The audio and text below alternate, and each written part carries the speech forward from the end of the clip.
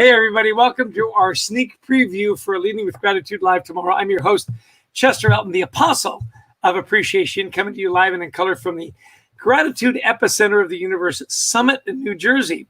And I want to introduce you to my new friend, Simon T. Bailey. He's the author. He's the spark leader. If you are looking to create an extraordinary customer service culture, Simon T. Bailey is your guy. We're going to give you 10 minutes of preview, and then we hope you'll join us tomorrow at 1 o'clock Eastern for what we call the full Monty. So welcome to the show, Simon. How you doing? Great. So good to be with you. Thank you for having me.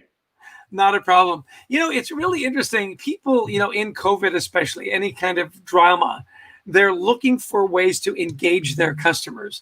And you've got this philosophy of be the spark.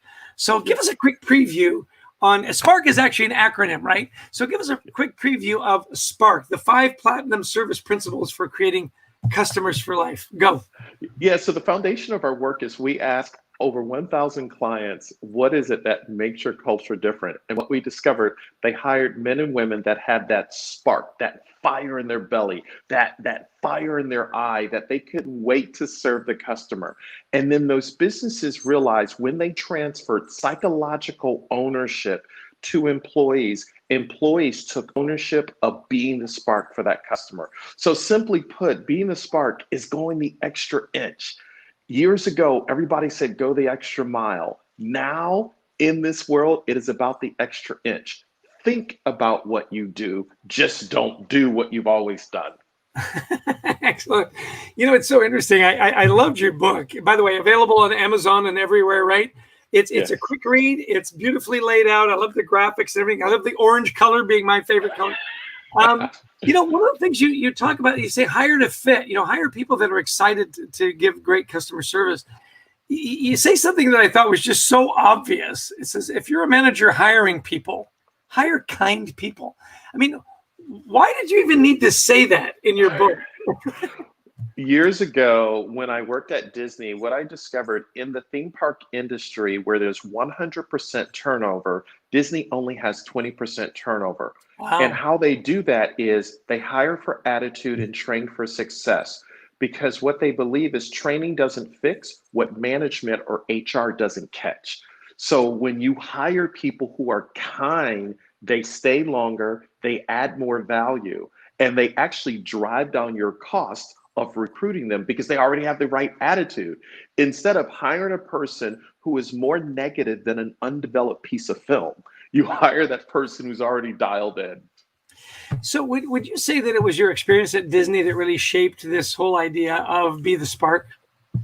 My time at Disney, it took me 2 years to get hired at Disney, 10 interviews, so absolutely. And then I also did some work for the Ritz-Carlton Learning Institute once I left Disney. And I began to say, oh my goodness, that's it. You have to hire right. I love the Ritz-Carlton philosophy of we're ladies and gentlemen serving ladies and gentlemen. It just seems like such an engaging philosophy of serving people. Does that resonate with you as well? I'm sure it does. Yeah. It totally is, because it really starts with hiring employees in a respectful way, letting them know you are seen as a lady and gentleman, and now we want you to serve ladies and gentlemen. So they get that chip embedded in the head out the gate that I am seen in a higher regard, a higher standard in the organization. So talk to me about some of the organizations that do this particularly well. I mean, you've already mentioned Disney and Ritz-Carlton. Are there some unknown gems in there that you want to share with us?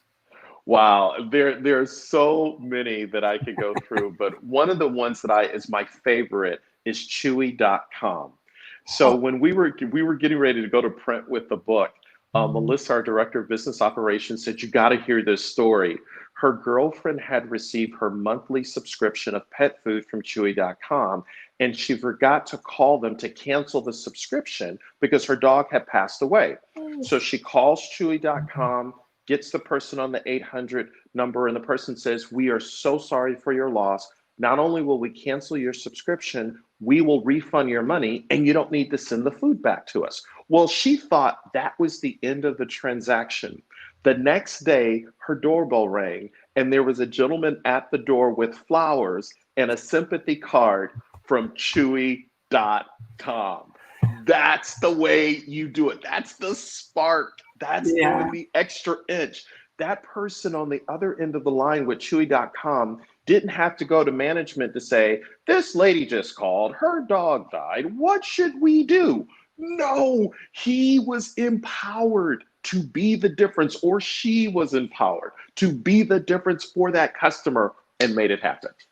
You know, stories like that are so great. And you know that idea didn't come out of an HR manual, right? Or a customer service manual. That was something that an employee came up with and was empowered to execute. Am I right? Exactly. Immediately. That's it. You know, we've done a lot of work in the restaurant industry. Are there any particular restaurants that you've dealt with where you found that they are particularly engaged? One of my favorite restaurants is Hillstone or Houston's, which is big in Atlanta and different parts of the country. There's a waiter that serves me and my family when we go there. His name is David. And David says, guess what? You don't need menus. I know exactly what you want to order. And he puts in our order. And guess what? We leave him a 20% or better tip every time because he knows us. He's like a part of the family. Yeah, when you show up, you're like at Norm at Cheers, right? Norm! Yeah. Exactly. Hey, so totally. You know, your energy is contagious, and the philosophy, of course, is wonderful. Where can people learn more about Spark and learn more about you? Yeah, they can go to Simon T. Bailey, T like terrific, SimonTBailey.com. That's awesome. And you also speak at engagements. I'm guessing you do a lot of speaking virtually as well? I do. And they can get a hold of you at that same website. SimonTBailey.com. Yes, sir. Perfect. You know, we've been doing a lot of work around simple acts of kindness. You know, SAOK. We're hoping to get a hashtag trend on Twitter over the next few weeks. These simple acts of kindness. You talk about kindness is the new currency in customer service. Talk to me about why. Why is kindness? Why isn't it, you know, on-time delivery or best price or, you know, overnight delivery? Why is it kindness? Well, right now, there's economic uncertainty throughout the land. People have had to shelter in place. Now you tell people who are social creatures to do social distancing. No, it should be physical distancing. So anything that brands can do to create what I call customer love, that's what people need and that's what they remember. So I'll give you a quick example. One of the restaurants that I go to now, in the last few months, you have to do takeout. Well, I picked up my takeout order and I get home and I'm opening up and there was this extra box that I'm like, oh my God, did we pay for it? No, it was from the general manager of the restaurant who included 4 brownies for free as a thank you for being a customer, a loyal customer of their restaurant during this time. That's kindness. That didn't cost anything. But now I'm telling this story because it warmed my heart. And what we have to realize is when we emotionally connect, so the brand is not the name on the door. It's not the name on the website. A brand in this moment is an emotion, a connection, a perception, a moment, and a memory. And when you extend kindness, you actually brand the moment. And when you brand the moment, customers remember that. Yeah.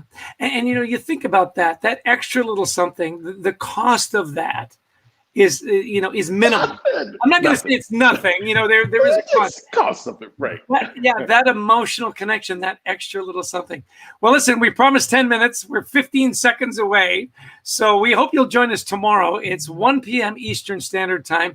Leading with Gratitude Live. It can be Simon T. Bailey. Seriously, if you want to, you know, really be memorable, if you want forever customers, this is the guy. I mean, just look how excited he is. Wouldn't you love to have people as excited as Simon working for you and customers as excited to see Simon as we are tomorrow? So join us tomorrow, 1 p.m.